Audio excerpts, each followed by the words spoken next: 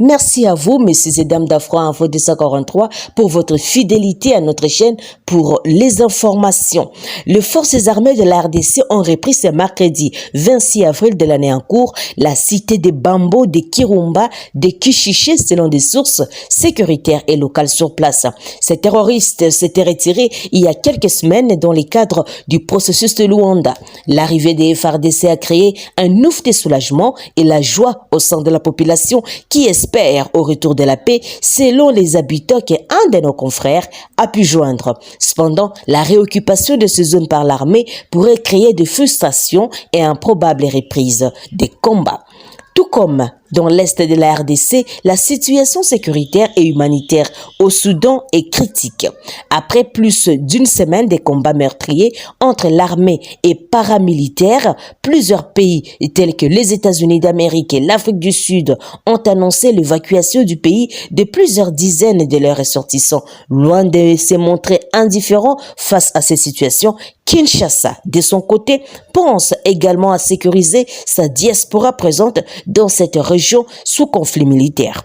En effet, dans un communiqué de presse publié mardi 25 avril, le ministère des Affaires étrangères et de la francophonie de la RDC déclare suivre avec intérêt l'évolution de la situation sécuritaire en République du Soudan et les efforts diplomatiques en cours pour le retour de la paix. D'après Alain Chibandangoy, conseiller en communication et porte-parole de ce ministère, la situation des citoyens congolais se trouvant sur les territoires soudanais n'a aucun danger. Mais se sentant en insécurité, plusieurs Congolais ont exprimé leur volonté de retourner dans leur patrie.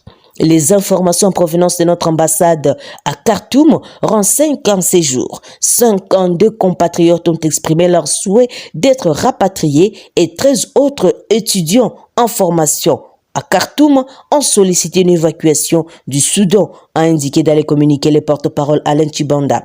Cependant, le ministère des Affaires étrangères rassure de poursuivre des contacts avec les agences humanitaires et examiner les voies et moyens afin de pouvoir assurer la sécurité des Congolais sur place tout en envisageant la possibilité de leur évacuation dès que les conditions sécuritaires les permettront.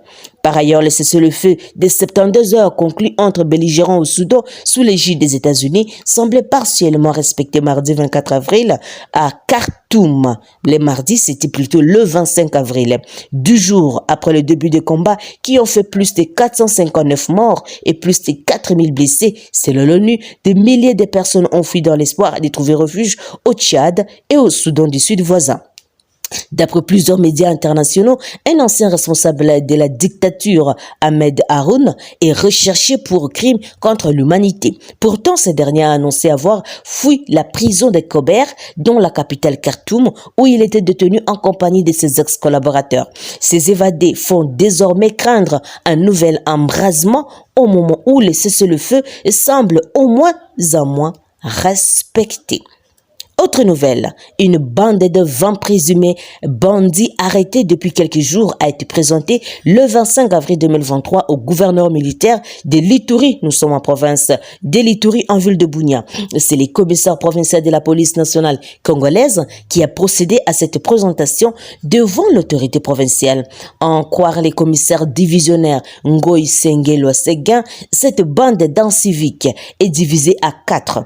En réaction, le lieutenant général Luboyan Kachama Djouni a remercié la police nationale congolaise pour ce travail qui contribue à la sécurité de la ville et l'encourage à rechercher tous les semeurs de troubles qui se cachent dans la communauté. C'est une énième présentation des présumés bandits au chef de l'exécutif provincial. Quittons la ville de Bunia pour la province du Nord Kivu où au total 28 présumés criminels ont été interpellés par les services de sécurité, cette fois-là à Goma, chef-lieu de la province du Nord Kivu, et présentés à la presse le mercredi 26 avril de l'année en cours par la police. Parmi eux, 23 hommes et 5 femmes, dont une allaitante.